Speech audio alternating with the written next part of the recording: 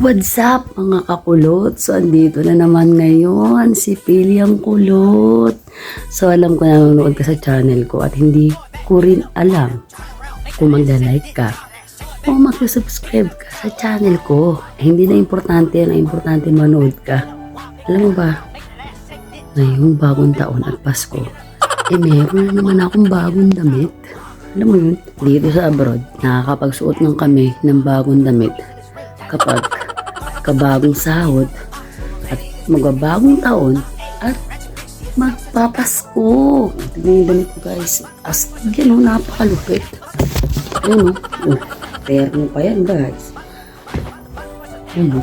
Happy lang ako kasi bago na naman yung damit ko. Alam mo ba guys, mahal to guys. Ayun o. Bihira ako bumili.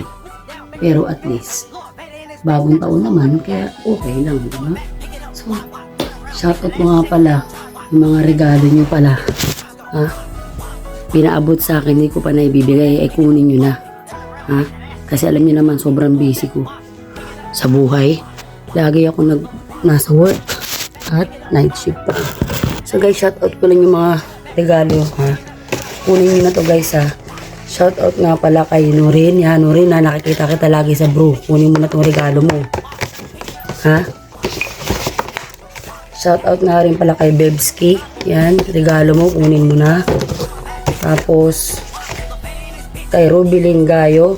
Yan, yung cook to sa soon, sa Galbi. Tapos, so, Shami.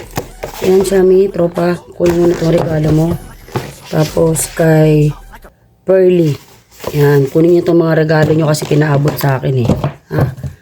Please lang, kunin nyo na guys. Kunin nyo na. Chat nyo ako kasi talagang sobrang busy ako. Ha? So yan, hindi ko pa napapadala yung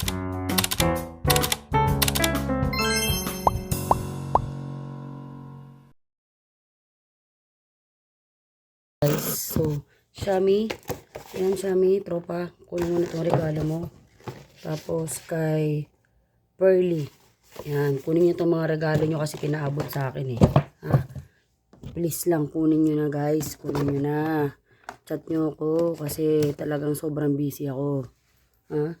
So yan, hindi ko pa napapadala yung